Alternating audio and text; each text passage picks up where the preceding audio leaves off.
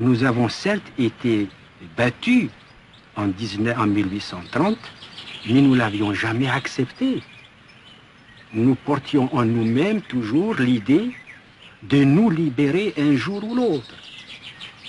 Et la résistance algérienne est restée pour nous un exemple qui a été renforcé précisément par une situation économique, par une situation politique, par une exploitation, par une expropriation de tous nos biens et de tous nos moyens d'existence. Également, nous, en tant qu'enfants, nous avons déjà vécu, nous nous sommes rendus compte des injustices graves qui étaient faites à l'égard de la population musulmane algérienne. Nous étions chez nous, mais nous étions des étrangers. Nous étions des sujets pour servir, et c'est tout. Nous avons entendu, en tant qu'enfants, nos parents, avec les cheveux blancs, se plaindre de cette situation. J'ai vu mon père aller faire la corvée dans la ville de Tlemcen et surveiller les Français pendant qu'ils dormaient. Mon père me disait, vois-tu mon enfant, à mon âge, je vais surveiller le sommeil des envahisseurs. N'est-ce pas là une tristesse? Et c'était une corvée qui était imposée à la population. Il fallait aller surveiller pendant la nuit les quartiers français. Voilà. Cela m'a révolté de voir mon père rentrer à 1h du matin, froid, glacé à son âge, 60 ans, 70 ans. Dans mon esprit d'enfant, j'étais révolté déjà à l'idée de voir cette situation.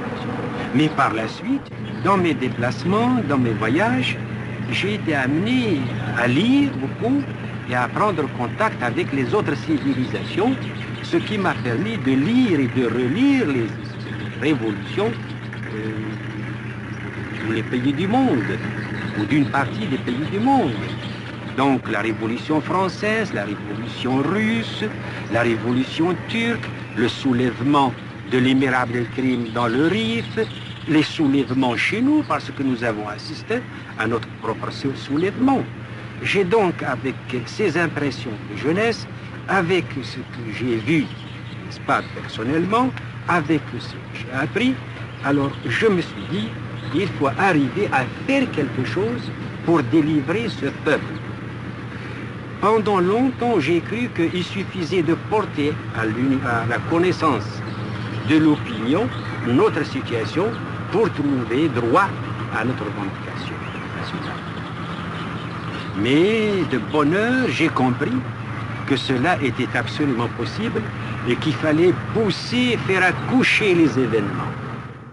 Nous aurions préféré que le gouvernement français prenne en considération nos revendications.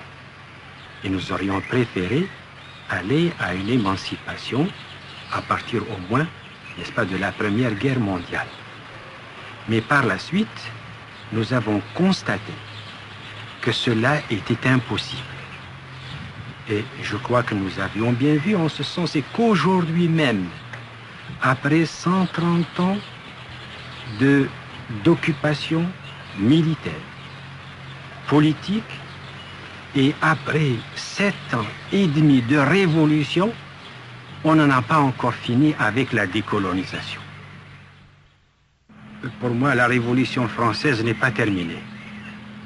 Parce que le peuple français est parti pour se libérer, non pas tant sur une question politique, mais sur le plan social et économique. Mais je constate jusqu'à maintenant que les Français sont encore de lutter pour obtenir des améliorations sociales. Or, quelle est notre situation en comparaison à celle du peuple français? Elle est loin, elle est loin. Donc, nous avons ce qu'on appelle les lendemains de l'insurrection. Et ces lendemains sont peut-être plus à craindre que la révolution elle-même.